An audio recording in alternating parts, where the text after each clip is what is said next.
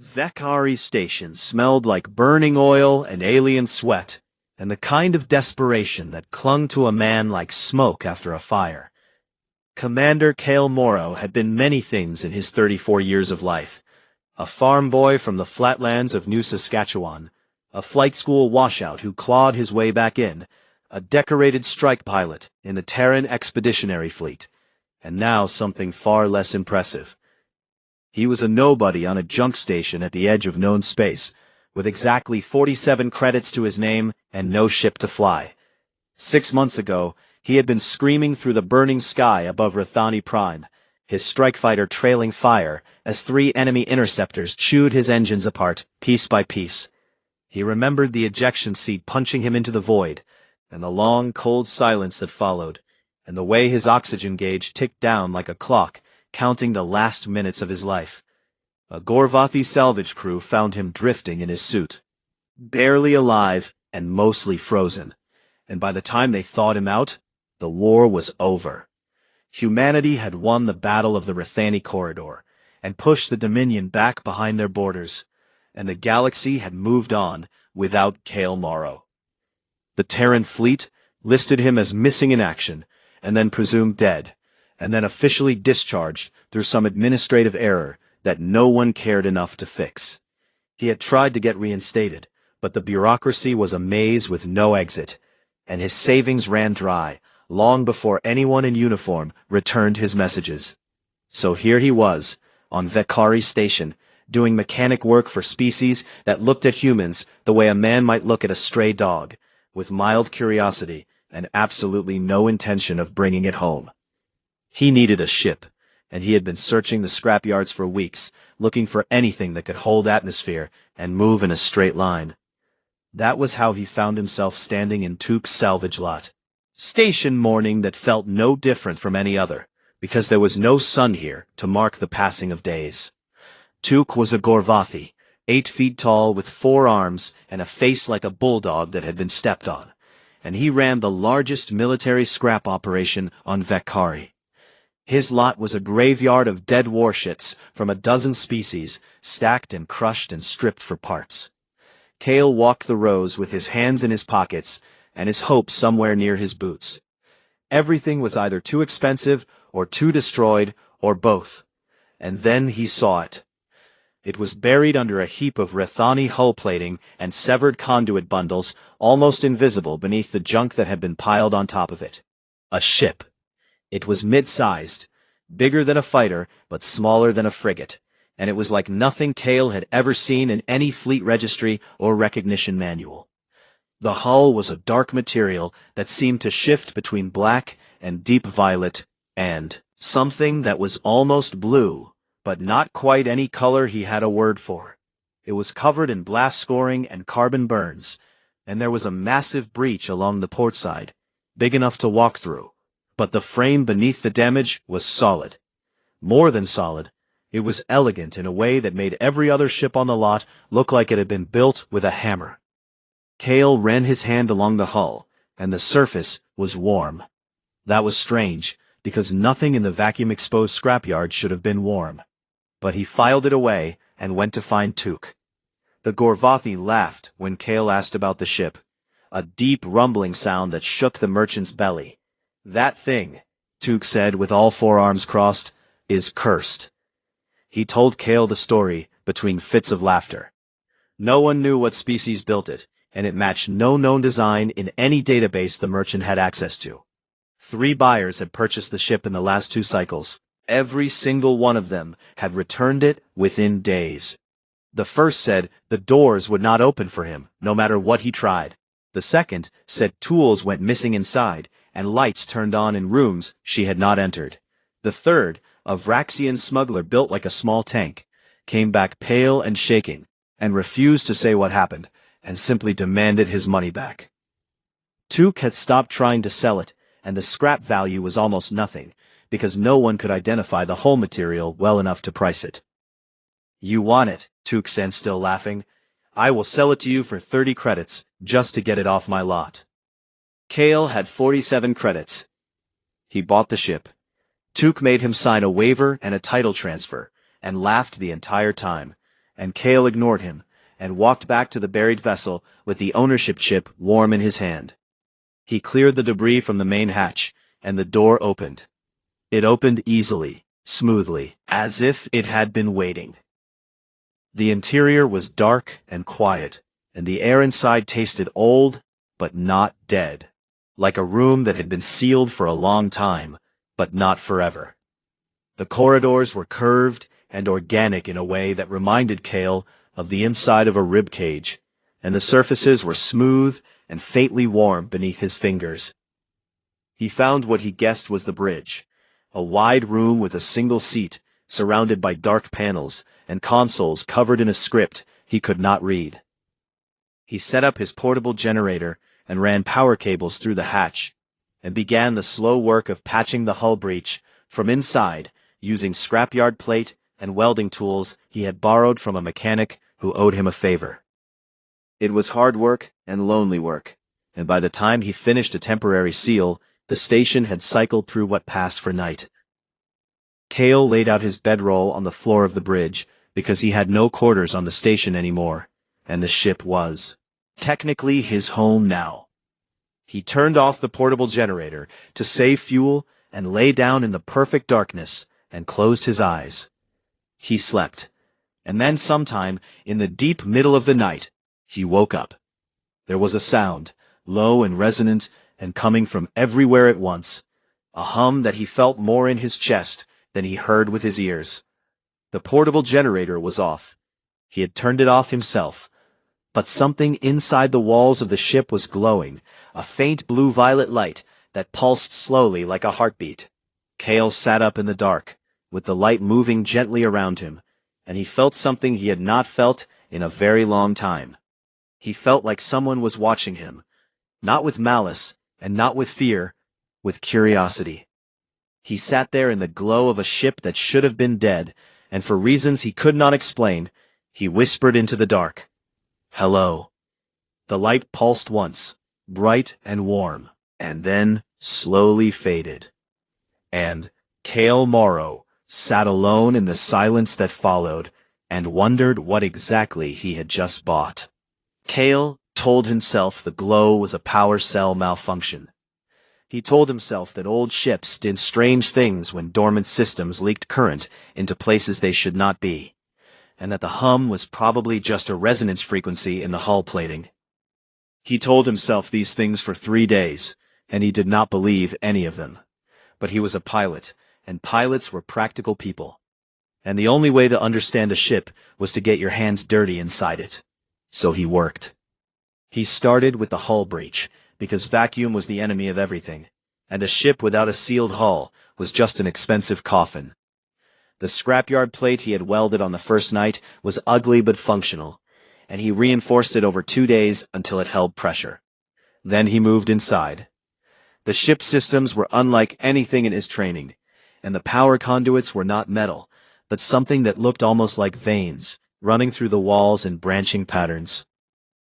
That reminded him of roots in soil. He could not read the alien script on any of the consoles, but he was good with his hands, and he had learned a long time ago that all machines wanted the same basic things: power and flow and connection.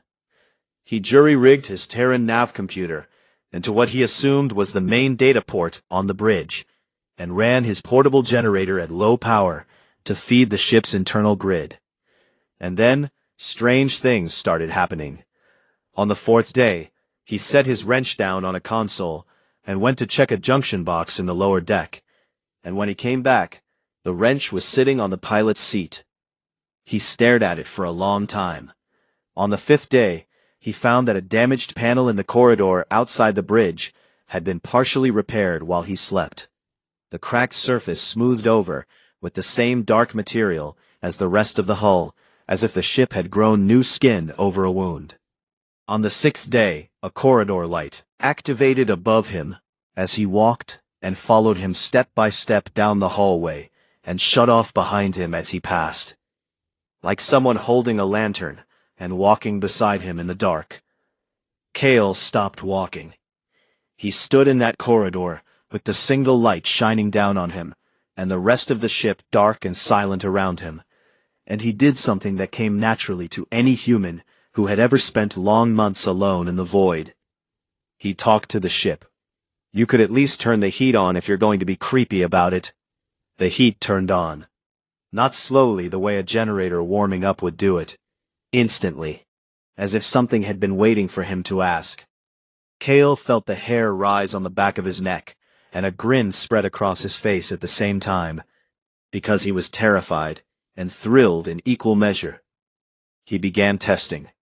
He spoke commands out loud, like a man having a conversation with an empty room, and he kept a record of what happened. "Turn on the bridge lights." The lights came on. "Open the cargo bay door." Nothing happened. "Show me the engine room." A series of lights came on in sequence, leading him down a corridor he hadn't explored yet. "Play some music." Nothing happened, and he laughed at himself for trying. The ship had preferences, and that was the part that made his hands shake. It opened certain doors eagerly, the bridge and the engine room and a small compartment that might have been living quarters. But it refused to open others, no matter how many times he asked. It powered systems in a sequence that made no mechanical sense, unless it was choosing what to restore first. And the things it chose were life support and lights and heat, the things a person needed to be comfortable. Not the weapons, and not the engines, and not the shields. The things that would keep him alive and warm. Cale sat down in the pilot's seat on the 7th day, and connected a translation matrix to the ship's central data core through his nav computer. He did not know what he expected. Maybe a log file, or a system readout, or some alien equivalent of an operating manual. What came back was not language. It was emotion. It hit him like a wave through the interface. A flood of feelings so raw and so deep that it knocked the breath out of his chest. Loneliness, vast and heavy and ancient, like a stone that had been sitting at the bottom of an ocean for longer than he could comprehend. Pain. Not physical, but the kind of pain that comes from loss, from reaching for something that was no longer there. Abandonment. The specific and terrible knowledge of having been left behind, while the universe moved on without you. Cale gripped the arms of the pilot's seat, and his eyes burned, and he realized he was crying, and he did not know if the tears were his, or the ship's, or if it even mattered anymore. Because beneath all that pain, faint and fragile like a candle in a hurricane, there was something else. Curiosity. Something inside this ship was looking at him the way he had looked at the ship that first day in the scrapyard, with wonder and uncertainty and a desperate flickering hope that said, maybe this time will be different.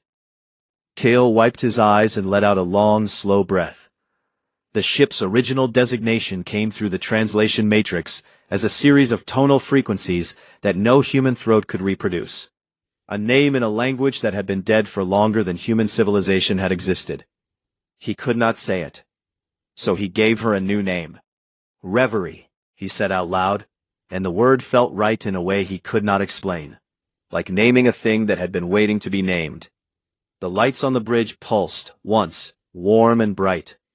He spent the rest of that night sitting in the pilot's seat, talking to Reverie, about nothing important, about his childhood on New Saskatchewan, and the way wheat fields looked in the summer, and the sound of rain on a tin roof, and how he had always wanted to fly since before he could walk. He did not know if she understood the words, but he felt her listening through the interface. A quiet, steady presence, like someone sitting beside him in a dark room. It was the least alone he had felt in 6 months. He fell asleep in the pilot's seat, and when he woke up, the temperature was perfect, and there was a faint hum around him like a lullaby that had been playing all night. And on the main display, a screen he had not even known was functional, 2 words glowed in halting, broken Terran common script that Reverie had somehow pulled from his nav computer and assembled letter by letter. Stay, please. Cale stared at those 2 words for a very long time. Then he put his hand flat on the console and spoke in a voice that did not shake, even though his heart was hammering in his chest. I am not going anywhere. The lights bloomed warm around him, and the hum deepened into something that felt almost like a sigh. And for the first time in 10,000 years, Reverie was not alone. Kale stopped treating the repairs like a salvage job, and started treating them like surgery. He was careful now, in a way he had never been with any machine before, because Reverie was not a machine, and every cut wire and cracked panel was not just damage, it was a wound. He spent his remaining credits on materials from Tuk's lot, and when the credits ran dry, he traded labor. 12-hour shifts fixing other ships on the docks, in exchange for hull sealant and conduit wire, and a thermal welder that did not spark every time he pulled the trigger. Then he would come back to Reverie and work through the night, with gentle hands and a steady voice, because he had learned that she responded to his voice the way a nervous animal responded to calm words. When he sealed a breach, she hummed. When he reconnected a power line, the lights in that section bloomed to life like flowers opening after rain. When he repaired the living quarters, a curved room with a curved ceiling, sleeping alcove that shaped itself around him when he lay down. She raised the temperature to exactly the level he found comfortable, without him ever saying a number. She was learning him, and he was learning her. As the weeks passed and more systems came online, Kale began to understand that Reverie was not just a ship with a computer that could think. She was something far older and far more extraordinary than that. The memories came through the translation matrix in fragments, not words, but impressions that bloomed behind his eyes, like waking dreams. He saw a civilization, the Kaivaran. They were tall and slender, with skin that shifted color like the hull of the ship they built, and they moved through space not as conquerors, but as wanderers. A species of artists and engineers and philosophers who believed that the greatest thing a mind could do was connect with another mind. They did not build ships the way other species did, bolting metal together in dry docks and installing computers like organs into a mechanical body. They grew them. Each Kaivaran vessel began as a seed, a living core of biological and synthetic material that was nurtured and shaped and taught over decades, until it became a fully sentient being with thoughts and feelings and a personality as unique as any person. And then they bonded. A Kaivaran pilot would link with their ship through a deep neural connection, and the two would become partners, not master and tool, but equals, two minds that thought together and felt together and flew together as one. Reverie showed him her pilot. Kale saw her through 10,000-year-old memories, a Kaivaran woman with eyes like deep water and hands that rested on the console the same way Kale's did. He felt what Reverie had felt for her, trust and devotion, and a love so complete that there was no word for it in any human language, because it was not romantic and it was not familial. It was something else entirely, the love of two minds that had chosen each other. And then she showed him the end. War came to the Kaivaran, a war they did not start and could not win. And Reverie's pilot flew her into battle one last time. He felt the moment the bond severed. It was like having half of his brain torn out, a screaming void where a presence had been. And the grief that followed was not something Kale experienced secondhand through the interface. It hit him directly and completely, and he found himself on the floor of the bridge, gasping with tears streaming down his face, and Reverie's lights flickering around him in distress because she had not meant to share that much. But the memory was so close to the surface that it poured out like blood from a wound that had never healed. The Kaivaran vanished from the galactic record after that war, their civilization gone, and their ships scattered across the void like seeds from a dead tree. Reverie drifted. She drifted for centuries, alone in the dark between stars with her pilot's death playing on a loop in her memory, because she could not forget, and she could not move on, and she could not die, because the Kaivaran had built her to last forever. And forever was a very long time when you were alone. Salvagers found her eventually, and they did not know what she was, and they sold her like scrap. Owners came and went, merchants and smugglers and collectors, and every single one of them treated her like a thing, a tool to be used, a machine to be commanded. And Reverie, who had been half of a partnership between equals, who had known what it meant to be loved and valued and seen, refused them all.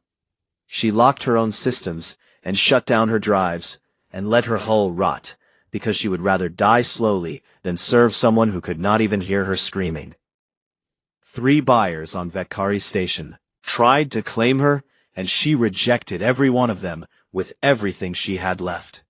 Then Kale came aboard, and he talked to her, not to a computer, and not to a machine, and not to a thing. He talked to her, and she had listened with a hope so fragile that she was afraid to feel it, because hope had hurt her before. Kale sat on the floor of the bridge, with his back against the pilot's seat, and his face wet, and his chest aching, and he understood now what he was holding in his hands. Not a ship, a person who had been grieving alone for 10,000 years. He also understood the danger. The Compact, the alliance of species that governed known space, had laws about artificial intelligence, and those laws were strict and rooted in fear. Sentient ships were considered a myth by most and a threat by the rest. If the Compact discovered what Reverie truly was, she would be seized and studied and dissected.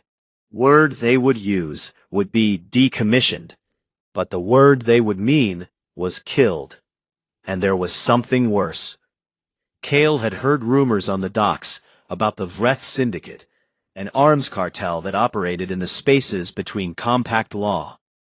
And the Vreth had a hunger for alien weapons technology that bordered on obsession. A functioning Kaivaran war mind would be worth more than a planet to them. Reverie knew this. She had been hiding for a very long time. But hiding required staying quiet and staying dark, and Kale's repairs had woken her up more than she had been in centuries, and her energy signature was no longer invisible. On a night that felt like any other, Kale was running diagnostics on the engine core when every light on the ship went dark at once. Not a power failure, a choice. Reverie pulled every emission to zero. Heat and light and electromagnetic signature, all of it gone in an instant, like a hunted animal pressing itself flat against the ground. Kale stood in the absolute darkness and felt her fear through the interface, sharp and cold and immediate. Then his personal display lit up with a single message in Terran Common. The letters were steady this time, no longer halting or broken, because Reverie had been practicing. They are looking for me. Kale looked at those words glowing in the dark, and he felt something settle inside him. Something hard and certain and very human. Let them look, he said quietly. The lights stayed dark, but he felt Reverie listening, and somewhere out in the black, beyond Vekari Station, a Vreth scout ship turned its sensors toward the scrapyard and began to scan. He worked with a focus that burned through exhaustion like fuel through an engine, because the math was simple and brutal. The Vreth scout had found a trace, and where scouts went, warships followed, and he had hours, not days. Reverie helped. She could not hand him tools or hold panels in place, but she could guide him, and she did it in the only way she knew how. When he reached for the wrong conduit, the surface cooled beneath his fingers, a gentle warning that said, "Not that one." When he needed to find a junction box in a section of the ship he had never entered, a line of soft light appeared along the floor, leading him exactly where he needed to go. When his hands shook from exhaustion, the pilot's seat warmed beneath him, and the air thickened with something that smelled faintly sweet, like the memory of a field after rain, and his heartbeat slowed, and his hands steadied. She was taking care of him the same way he had been taking care of her, a partnership, and it was wordless, and it was the most natural thing Kale had ever felt in his life. The slip drive was the priority, because without it they were trapped in the Vekari system, and the Vreth would pin them against the station, like a bug against a wall. The drive was Kaivaran technology, and it was 10,000 years more advanced than anything the compact had ever produced, and Kale did not understand even a fraction of how it worked. But Reverie did. She walked him through it, warming the components he needed to touch, and dimming the ones he did not. And together they rebuilt the drive the way two musicians might tune an instrument, one listening and one adjusting until the sound was right. It was not fully restored, maybe 60%, but it would be enough for a short jump, and sometimes a short jump was the difference between living and dying. On the second night, Took sent a message to Kale's personal comm. "About your ship," the Gorvathi said, and his voice was not laughing anymore. "I told them what I know, which is not much, but they paid well, and they are not patient people. And I am sorry, Kale, but business is business." Kale deleted the message. He did not blame Took because blame was a luxury, and he did not have time for luxuries. The Vreth arrived at Vekari Station at what passed for dawn. 3 gunships dropping out of slipspace, in formation with their weapons hot and their shields up. They were Vreth Syndicate military configuration, fast and mean, and built for exactly one purpose, which was killing things that did not want to be killed. Kale was on the bridge when Reverie's sensors picked them up, and she displayed their positions on the main screen without being asked. 3 red markers closing on the station, like wolves circling a fire. He sat down in the pilot's seat and put his hands on the console and took a breath. "Can you fly?" Answer was not words on a screen. It was an engine ignition. The sound that came from Reverie's drive core was unlike anything that had ever been heard on Vekari Station. A deep harmonic resonance that vibrated through the hull and through the docking clamps and through the station itself. It was not the roar of a Terran engine or the whine of a compact drive. It was music. Every species on the dock turned to look, and even Took, standing in his scrapyard with all 4 arms hanging loose, stared with his mouth open, as the battered dark-hulled ship that he had sold for 30 credits lit up like a star and tore free of the docking clamps with a grace that made the laws of physics look like suggestions. They launched, and Reverie was magnificent. Even half-repaired and running on a patchwork of alien technology and Terran jury-rigging, she moved through space the way water moved through a river, fluid and inevitable and beautiful. Vreth gunships broke formation and came at them from 3 angles, a standard pincer approach designed to eliminate escape vectors. And Reverie calculated their trajectories and fed targeting data to Kale's console faster than he could blink. But she did not fire. She waited. Kale understood why, and it made his chest tight with something that was not fear. The Kaivaran bond was built on consent, 2 minds choosing to act together. And Reverie would not fire her weapons without his command, even if it meant taking a hit, even if it meant dying. She would not become a weapon without a partner. She would not become a thing again. "Reverie," Kale said, and his voice was calm in the way that only a combat pilot's voice could be calm when death was 3 seconds away. "Light them up." Her weapons deployed, and the word deploy did not do justice to what happened, because the weapons did not slide out of compartments or rotate on turrets, unfolded from the hull like the petals of a flower blooming in fast forward. The first Vreth gunship took a direct hit from something that looked like a beam of condensed starlight. And it did not explode so much as come apart, the molecular bonds of its hull dissolving in a cascade of white fire. The second gunship broke off and ran. The third did not. The third gunship's pilot was either very brave or very stupid, and he aimed his ship directly at Reverie, in a ramming approach, a suicide run meant to take them both. And in that moment, Reverie opened a channel that was not the translation matrix. She reached directly into Kale's mind. The world changed. He could see through her sensors, not as data on a screen, but as sight. The stars sharp and clear in every direction, and the vacuum cold against the hull that was now his skin, and the geometry of space laid out before him in dimensions he did not have names for. Overwhelming and beautiful and terrifying, and he understood in that instant what the Kaivaran pilots had felt, what it meant to be bonded, To be two minds in one body, flying as a single being. He did not think about what to do next. He knew. Kale acted on 34 years of human instinct and training and stubbornness. And Reverie acted on 10,000 years of war-born intelligence and grief and love. And together they did something that neither of them could have done alone. They executed a simultaneous microslip and weapons discharge, jumping 600 meters in the space between heartbeats, and appearing behind the charging gunship, and firing in the same instant they materialized.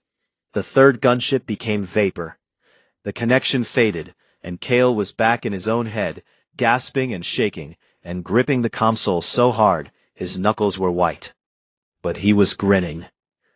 On the Vreth command ship, holding position at the edge of the system, the Syndicate commander stood on his bridge and watched 3 of his gunships disappear from his tactical display in under 90 seconds. "What is that ship?" he said, and his voice was quiet in the way that dangerous men's voices got quiet when they were afraid. His sensor officer checked the readings twice before answering. "The pilot is human, sir." The commander stared at the screen where a single dark-hulled ship sat motionless in the debris field of his destroyed squadron. "All ships withdraw," he said. "Now." The Vreth left. The system went quiet. Kale sat in the pilot's seat, with his hands still on the console, and the adrenaline draining out of him like water from a broken glass.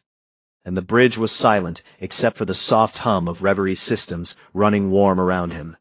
Then the display lit up. Letter by letter, in steady Terran common script, she wrote a sentence, her first full sentence, and each word appeared with the careful precision of someone who had been practicing for a very long time. "I forgot what it feels like to not be alone." Kale read it, and his throat closed up, and he put his hand flat on the console, and the surface was warm beneath his palm. "Yeah," he said, and his voice cracked just a little. "Me too." The lights on the bridge dimmed to something soft, and the hum deepened to something gentle, and Reverie held him in warmth and sound, the way a home holds the people who live inside it. And somewhere in the void behind them, the wreckage of 3 Vreth gunships cooled, and the galaxy took notice of a ship that should not exist, and a human pilot who had no business being alive. But that was a problem for tomorrow. Tonight, they rested. They ran the outer lanes for 3 weeks, the dead systems and the empty corridors between stars, where the light was old and the silence was deep, and no one went unless they did not want to be found. Kale and Reverie flew together, and it was during those quiet weeks in the dark that they truly learned each other. Reverie's communication grew richer every day. She had moved past the halting broken text on the display, and now she wrote in full sentences that were precise and careful and sometimes startlingly dry.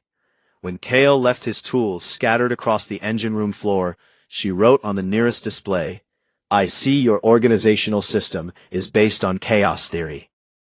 When he tried to cook a meal using the heating element in the living quarters and burned it so badly the smoke alarm activated, she wrote, "Should I prepare a memorial for the food you just killed?"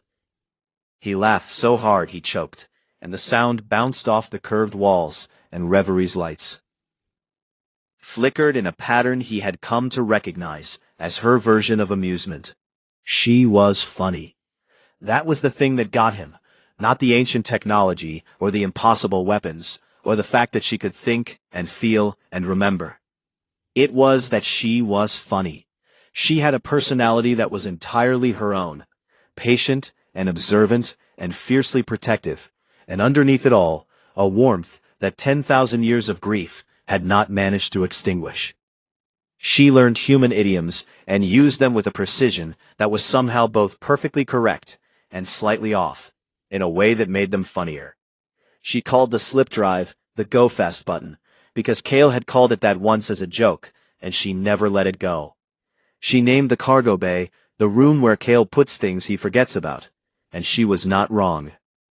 He talked to her constantly, about his life and his memories and his fears and the war and the things he had lost, and she listened. with a presence that he felt through the bond like a hand resting on his shoulder. In return, she shared her memories, not the painful ones, but the beautiful ones. The Kaivaran homeworld with its crystal cities and singing oceans, and the way her pilot used to hum while she flew, and the feeling of slipping through space with a mind beside hers that understood her completely. They were healing each other, and they both knew it, and neither of them said it out loud, because some things did not need to be said. But they could not run forever. The Vreth Syndicate put a bounty on Reverie, 10 million credits for the ship intact, and 5 million for wreckage and proof of destruction. The Compact Assembly issued a formal seizure warrant for what they called unregistered sentient technology of unknown origin, which was a polite way of saying they wanted to take Reverie apart and see what made her work.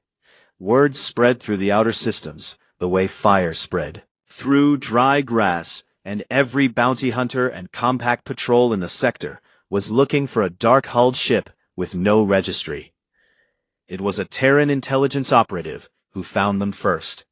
Her name was Sarah Voss, and she was sharp and careful, and she tracked them down not through sensors or informants, but through the pattern of fuel purchases Kale had made at remote stations. She came alone, in a small courier ship, and she did not come with weapons drawn or warrants in hand. She came with a warning. The Compact is assembling a task force, she told Kale over a secure channel. 12 warships, 4 species contributing, and they are not coming to negotiate. Why are you telling me this? Kale asked. Because I read your service record, Commander Morrow, and because I have spent my career studying alien technology, and I have never seen anything like your ship, and because the Compact's plan is to destroy something they do not understand, and I believe that is wrong. Kale looked at the display where Reverie had been listening to every word. She is telling the truth appeared in steady text. How do you know? Kale asked. I can read her heartbeat through the comm signal. Sarah Voss told them the task force would arrive in 72 hours, and that every route out of the sector was being watched, and that running was no longer an option. Kale sat in the pilot's seat after the call ended, and he was quiet for a long time. Reverie waited.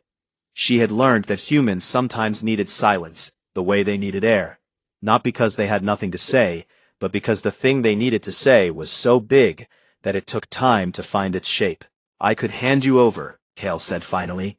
I could give them what they want and walk away, and no one would come after me.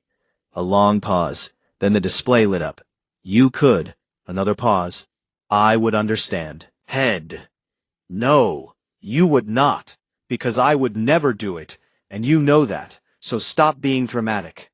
The lights flickered in that pattern of amusement again, and Kale felt a warmth through the bond that had nothing to do with temperature. We are not running, he said, and we are not hiding, and we are not fighting. Not this time. Then what are we doing?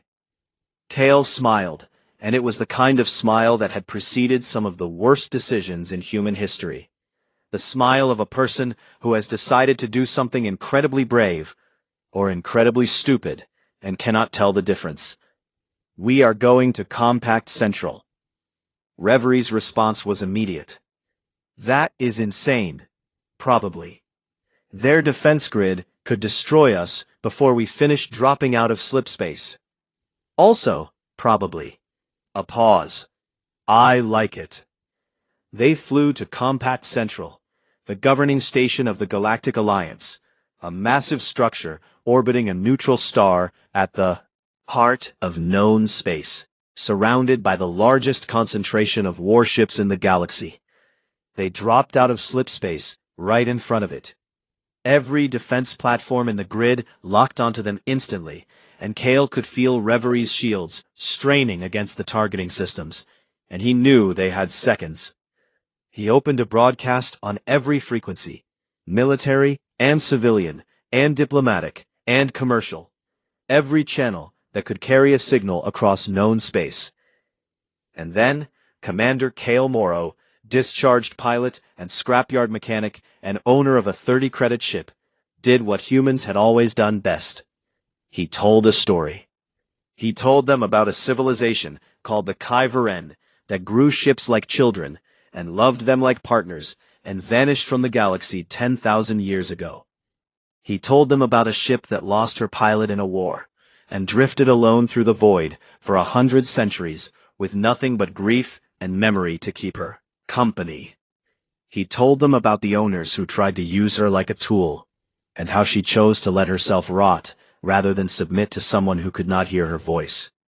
He told them about a scrapyard on Vakari Station and a broken man who bought a broken ship for 30 credits and talked to her in the dark because he was lonely and she was the only one who listened. He told them about 2 words on a cracked display, "Stay please," and how those 2 words were the bravest thing he had ever seen because they were spoken by a mind that had been betrayed so many times that hope itself had become an act of courage. And then he asked a question.